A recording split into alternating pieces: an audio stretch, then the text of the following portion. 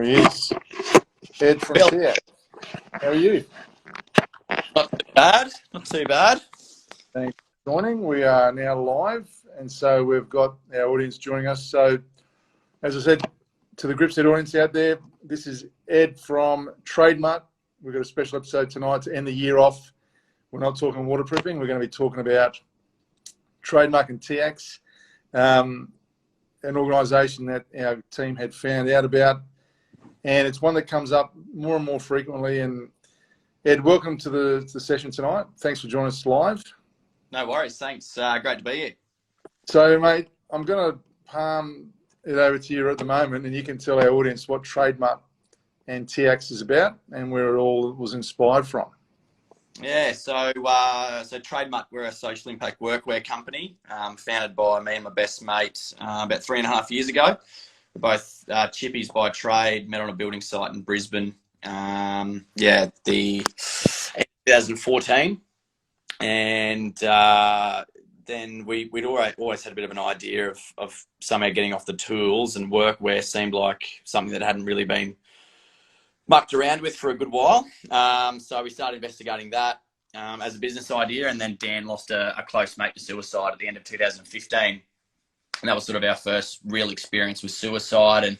And we were just looking at it, as two young blokes being like, geez, this is a big issue, and why is this happening, and why have we not heard anything about this? So we started investigating that a bit more, and then it was, probably 6 to 12 months later, we got introduced to the idea of social enterprise and profit for purpose. And we were like, wow, this is a pretty cool business model. You can, have a profitable business and create positive social change through it. So TradeMutt was born, and we kicked that off on the 15th of March 2018. And like I say, we've been in market a bit over 3.5 years. Got a team of 17 now, and we've been supplying to some of the biggest, tier 1 and tier 2 contractors in the country, as well as residential tradies,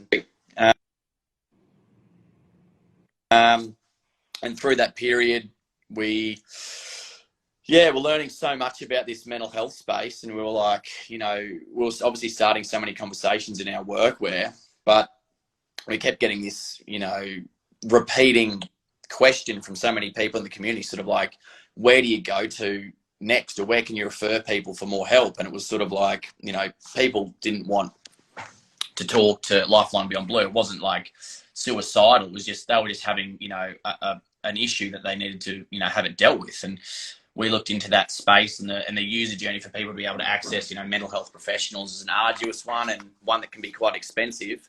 And basically, we just said, let's make a change in this space too. So launched TIACS, which is our charitable organisation. It's a free text and call service direct to mental health counsellors, Monday to Friday, 8 a.m. to 10 p.m. Australian Eastern Standard Time. So it's pretty cool.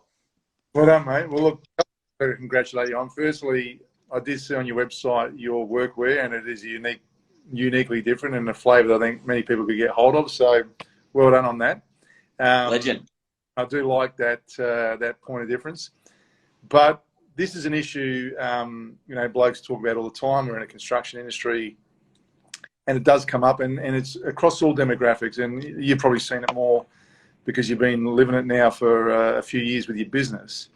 How, is it an age thing now? I mean, if you can share that with the audience, are you seeing it in certain segments, certain demographics? Is it social classes that change, and different levels of people in the industry as well? Because you talked about tier 1, tier 2, and you're a chippy by trade, but from apprentices right through to guys that are almost about to retire. Do you find a pattern, or what can you share with the group tonight? Yeah, so I suppose everyone goes through their own shit, right? It affects everyone. To think that, mental health doesn't affect you, it's just crazy talk, right? Like, everyone got mental, physical well-being and nutritional well-being, and it's stuff that we really need to have at the forefront of our minds and actively working on.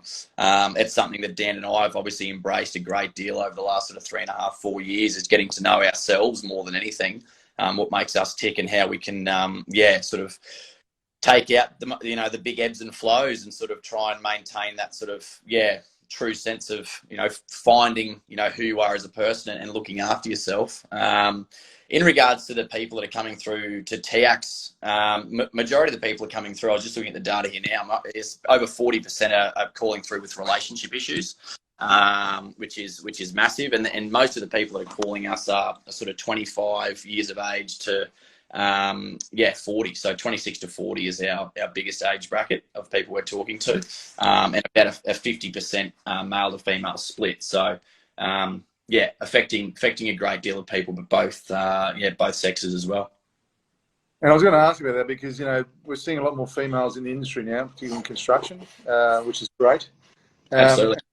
So there is, you're seeing those questions or that want to talk to someone from both males and females. It sounds almost it's on equal par. Yeah, and we find that with our TradeMutt customer base as well. It's almost a 50-50 split of people that purchase our workwear as well and that come into our community. So yeah, it's really, really cool. It's great to know that we've got that split and that people are taking it up. It's awesome. Ed, look, like you said, people have got their shit, and we all go through stages, and no matter what we've got, things that someone might look at someone and go, "What do you got? What do you complain about? Your life's good," but they don't know what's internal, and often that is, and we've seen that. I'm sure people have been touched by someone who's been on the wrong side of depression, and it's ended up in the worst case scenario with trying to take their life or taking their life. But how do you have that conversation with someone that you might think they're not their usual self at the moment, particularly a friend, and you don't want to offend someone, and it might be. And do you guys have any approaches that you can sort of share on where that conversation might start? Because there is, how you going, and I know that in Anthony Hart in Adelaide with his Invigor Wellbeings are doing a great job getting around to businesses, but in construction, there's a lot of that macho bravado a lot of the times, and guys don't want to open up, but really they're the ones that need to. And as you said, so how do you ask that question without potentially losing a friend or someone telling you to fuck off? Because that's not what. It's all up to the person themselves. That are wanting the other person to open up is to show some vulnerability themselves. And I think I've learnt that more than anyone over the last few years is being able to stand up and say issues that I've been going through or gone through and how I've dealt with them or dealing with them. I've found that, a great deal within my own friendship base, you know what I mean? Being able to have those open, honest conversations and you leading the charge, being like, fuck, I've really been struggling with this or that. Because, a lot of people look, from the outside, like you were saying, being like, shit, like, must have your stuff sorted out. I think it's consistently working to have it sorted out, you know what I mean? And it's never perfect. Life isn't perfect, throws curveballs all the time.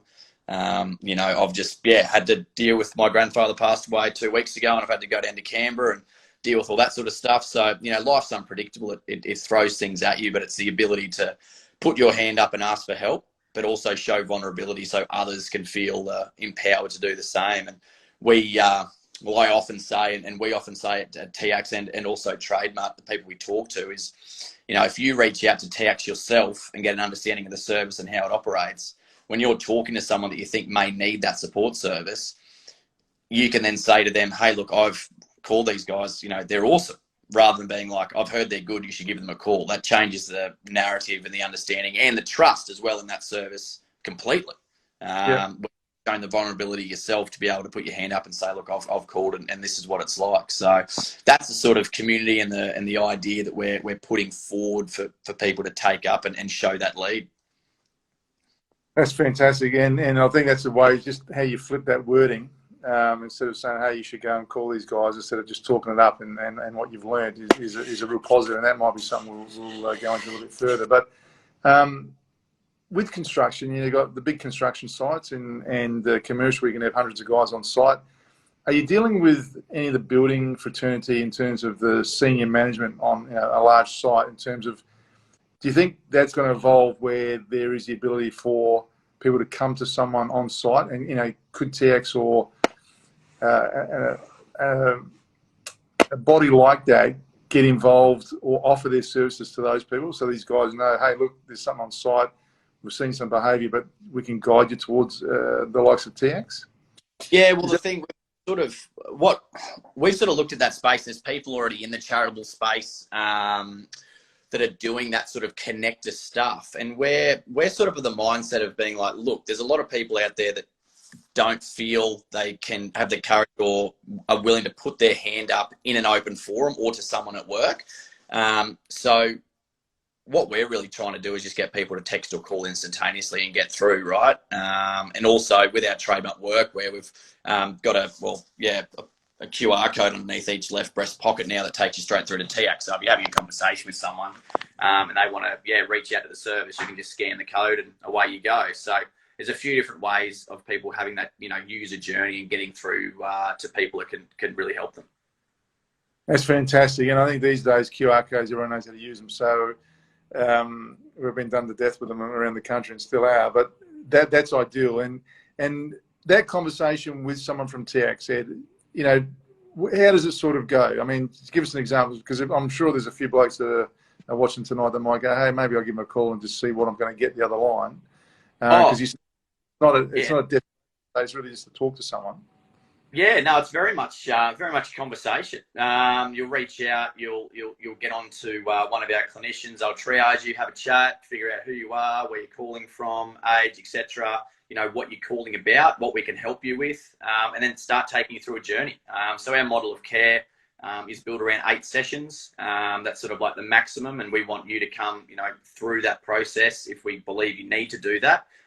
If we think that we can't help you, then we will put you, on a journey to somewhere else, ensure you get through to the right people that can assist with your needs, but also being able to assist you with, hey, look, tips and tricks on people that you may be worried about. You may be worried about a colleague or a family member or a loved one, and we can assist with how you can, go on with that conversation with them privately after the call. So yeah, it's great. It's instant. You get straight through to someone, and our clinicians, well, yeah, we love them. They're fantastic. And for those that are listening, obviously they're and watching, this full confidentiality, so they got no concerns about. No, really de-identify. So when you're chatting to our clinician, you can obviously have an alias. There's no record taken apart from some data that's de-identified, like I was saying. So age and location, the industry you're calling from, just so we can ensure that we can continue to get funding from larger corporates out there, that we can prove we're making social change in this space. Because I think for too long, charitable organisations have pissed money up against the wall and said they're doing something but haven't. We're driven by showing a return on investment for our donors and making sure that their money's being well spent and changing the landscape in the mental health services, basically. So any sort of tips and advice you can give to people just in general, just to how to approach their day or their week, and whether they think they're ready to call TIACS, or just maybe having a change of how they might approach things to avoid feeling maybe the moods they might in the wrong way. Is it that empathy is one thing, but anything they should be practicing or focusing on in terms of where they should be in life and the way they should approach things? Yeah, I think it's going and chatting to someone for sure. I mean, that's how I've learned a great deal over the last sort of 5 years. I know when I first came out of school, I think everyone's a bit the same way. They think they know everything. They're 6 foot tall and bulletproof, and I know everything. But the biggest thing that I've learned in my journey is putting my hand up and asking for help. Whether or not that is with my own mental well-being or mental health, but also finances, relationships. All that sort of stuff. How to do a better job. When I was doing carpentry, leaning on people for support and putting your hand up for help. I think that's the first step. And we had a podcast a few months ago on our TradeMutt podcast, talking to a lady from Kids Helpline, and she said, if it's on your mind, it matters. And I think that's just so important. If it's playing over in your head, it does matter, and to reach out to someone and have a chat to them. Well, mate, before we go, let's give your podcast a plug. Where can they find you?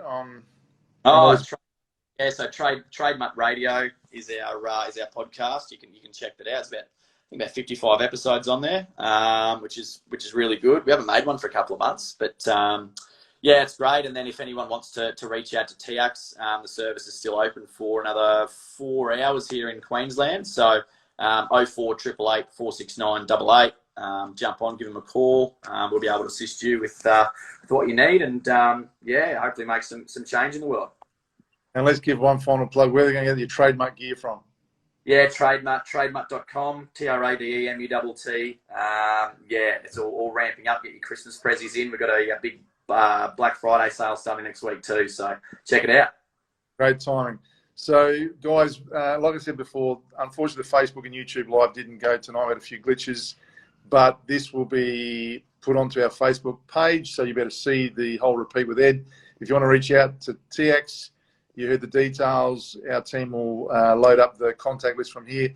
Ed, mate, I really appreciate you joining us on this live session. This is something different. We normally talk about waterproofing, but it's a growing trade, and it's a trade for all ages, we find. We're seeing females come into it, and all people from all communities around the country. And so what you guys are doing for the community is fantastic, and we want to make sure that our waterproofers are thinking the right way, and if they're feeling down or not feeling right, they can reach out and know there's someone there to talk to them. Absolutely. Yeah, thanks so much, Phil. Really appreciate it. All right, Ed, and thank you, everyone. Have a great Christmas, mate. Guys, Cheers. soon. Thank you. Bye-bye.